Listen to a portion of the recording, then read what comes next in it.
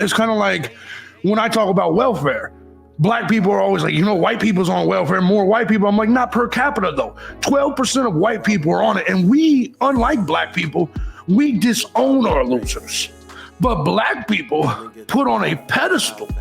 There are people that are on welfare or they're criminals. How many times have you heard free scene murder, free Lil Boosie? You know what I'm saying? Black people put their degenerates on a pedestal, including their welfare users, whereas white people, we don't want to be seen with our losers, our welfare users. But once again, going back to that, majority of the people, they'll never actually solve that issue because in their brain, they're just like, volume, there's more white people on it. But if 44% of black homes get some sort of government service, some sort of entitlement, and only 12% of white homes do, but yet white people pay 85% of the taxes. Google it. White people pay all the bills in this country, but 44% of black homes want to live off of us. And so when we bring that up, for some reason, all they come back with is more white people on it. Nah, yeah, but almost half of your people are on it. And we want to know why and why we should fund you. Okay, I'll go in right there. All right, now you said there's more of us on it, right? Now remember, Thomas was 40 acres and a mule. There's a lot of people who are still wanting that back, and they go say, we go get it. But white people, you say are paying the bills. No, the blacks 85%. Play the sport. The blacks pay the sports that bring in the money, and their tax money goes in and pays our bills. Pays the bills for America. If you Google, or have your wife Google, or whoever Google, and you Google what race pays the highest tax in America, or just put what percentage of taxes in America does white people pay, the answer is 84%. Well, you got the Bilderbergs, though. You got the Bilderbergs. You got the Rockefellers. You got all that. That's where all the money is. So, of course, that's going to be there. We ain't got that money. We're trying to fight to get millionaires and some billionaires up there. You guys got all the money up in there tied in with all that other shit.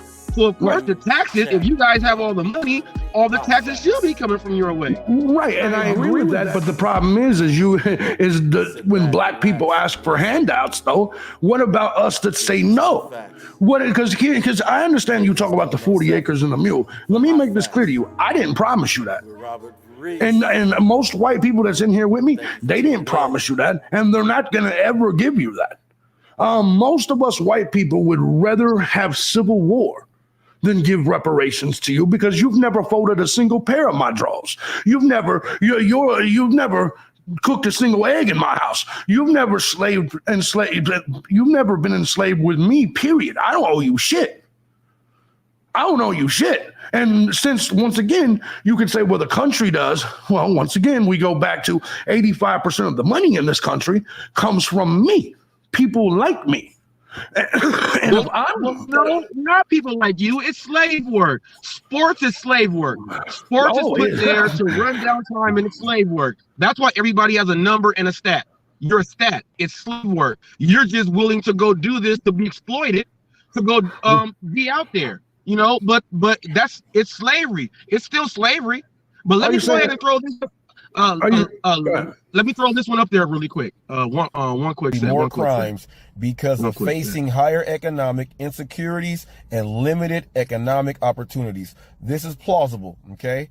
If it is more difficult for a black man or a woman to obtain legal work and income, okay, engaging in illegal activity, robbery, theft, burglary, prostitution, drug violations, for example, becomes a lower cost alternative. However, this explanation simply pushes the analysis one step back. If it is, okay, economic disparity that alters the relative payoff for criminal activity, what are the root causes of economic inequality between blacks and non-blacks? What are the barriers preventing blacks from participating fully in legal work, obtaining higher levels of education, getting higher paying jobs, and rising out of poverty?